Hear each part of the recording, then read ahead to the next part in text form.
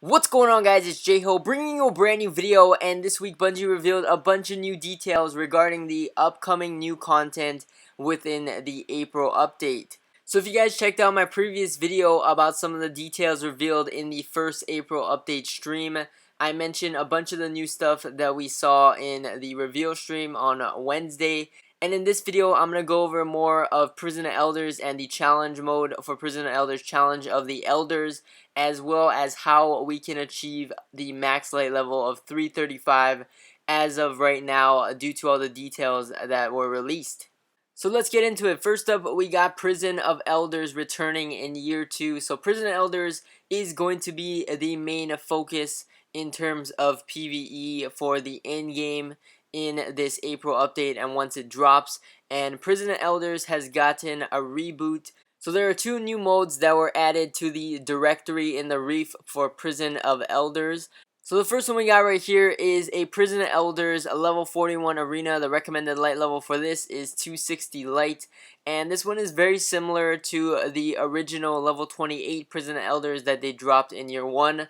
This is the matchmaking one, so you do not need a full fire team for this one. You can go in by yourself and you can replay this with random people over and over and keep getting rewards over and over, and there's no limit to what you can get in a week span before the weekly reset occurs. So you can keep doing this and you can just keep playing, and it's always a different experience. It's always going to be random encounters.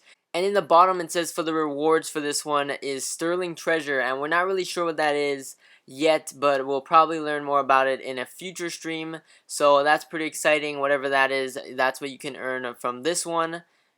And then the second new mode is going to be the Challenge of the Elders. So this one is kind of like a challenge mode version of Prison of Elders, and it's pretty similar to the old one. And by the way, the old ones are still going to be there, as you can see on the directory. So if you're a new player or you want to just go back and have some fun and play some of the old challenges like Skull Loss, you can go back and still do that, and it's not going to go away. And this one is going to be a level 42 arena, and the recommended light for this Challenge of the Elders is 320. And so this one you cannot matchmake into. You need a fire team of 3 to play this one. And this one is going to have modifiers on it, and the modifiers are going to be rotating. It's going to be 3 rounds of boss fights, and the way you earn your rewards through this one is through a scorecard that you purchase from Varix. So right here is what you get from Varix. It's called an Elder Sigil. It's pretty similar to, I guess, what you have to do for Trials of Osiris when you purchase a Trials passage from Brother Vance in the Reef.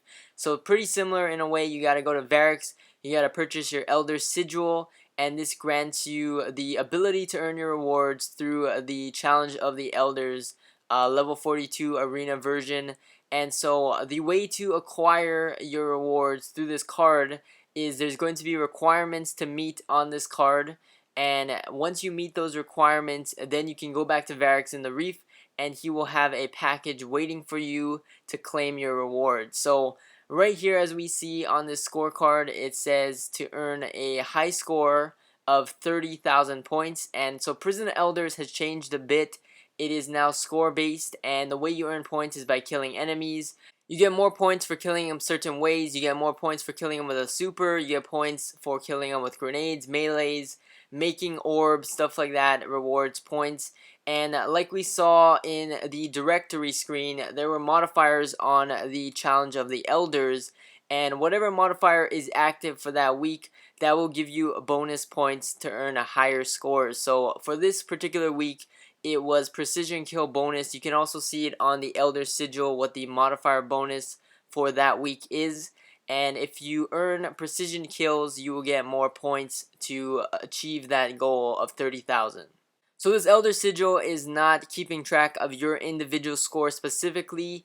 It is a cumulative score of your whole fire team. So whatever your fire team score is total will add up to your high score of 30,000. So the cumulative score is a little bit different. The high score, you can think of it as the amount of points you get in one single run of the Challenge of the Elders. So say you do a run of Challenge of the Elders one time and you get 30,000, you will meet the requirement for that first part of the scorecard, and then you play with 2 other people later on, you will start off with 30,000 out of 90,000 in your cumulative score section, and say you play 2 more runs with another group of people and get 30,000 on those 2 next runs, then you will meet the requirement for the cumulative score. So cumulative score will give you your points or your scorings for other fire teams that you play with. You don't have to play with the same fire team for the whole week. You can play with different fire teams, and as long as you get a cumulative score after playing so many times that week of 90,000, you will also meet the second requirement on that scorecard. And then after you complete the requirements on the scorecard, you can go back to Varix and claim your reward. So right here is an example of this. In the stream, they did a run of Challenge of the Elders. They got a high score of 30,000, and they went back and a weapon was available, and so they got a new weapon for the high score of 30,000, and it comes in at 335. That was probably because it was a test environment, but you can get a reward up to 335. I don't know the range. I'm guessing it's a range of like 10 light usually, so probably around 325 to 335, but you can get up to 335 pieces of gear by completing your scorecard for Prison Elders every week. So that's how you earn max light level gear in PvE. And then for PvP, according to some of the information on the Bungie.net website, they got a full page talking about everything we need to know about the April update. It says right here that the difficulty and rewards have been increased in Prison Elders, Court of Oryx, Heroic Strikes, Nightfall Strikes, King's Fall Raid, as well as Iron Banner and Trials of Osiris. So specifically for Iron Banner and Trials of Osiris, they're scaling up the rewards along with it. So right now you can earn up to the highest light level gear in Iron Banner and Trials of Osiris, and they're probably going to scale it up once they increase the max light level once again. So Iron Banner and Trials of Osiris, the ways to probably earn your max light level gear for Iron Banner is through the rank 5 packages like we've seen in the past few Iron Banners.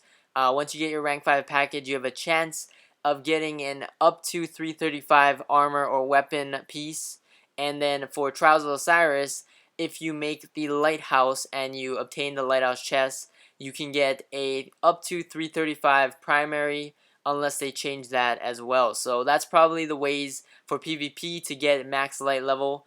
And then the other way to get a 335 piece of gear, specifically artifacts, because artifacts are necessary for us to hit the max light level as well, is through Court of Oryx. So Court of Oryx, like they said earlier, also on this website and in the latest Bungie update blog this week at Bungie, they mentioned that Court of Oryx artifact drops will be increased to light level 335. So you can play Court of Oryx for artifacts specifically at 335. You can play Prison of Elders or Challenge of the Elders to earn armor and weapons up to 335. And then for PvP, Trials of Osiris and Iron Banner as well. So those are the main ways that we know of as of right now to get to max light level of 335 and get those high level pieces of gear. So that's about it for this video. Thank you guys for watching. As always, I'm excited to finally play this April update, and I'm also excited to learn more about what's coming in the upcoming streams on the next few Wednesdays. So thank you guys for watching. Let me know what you guys think in the comments section down below, and I will catch you guys in the next one. Peace!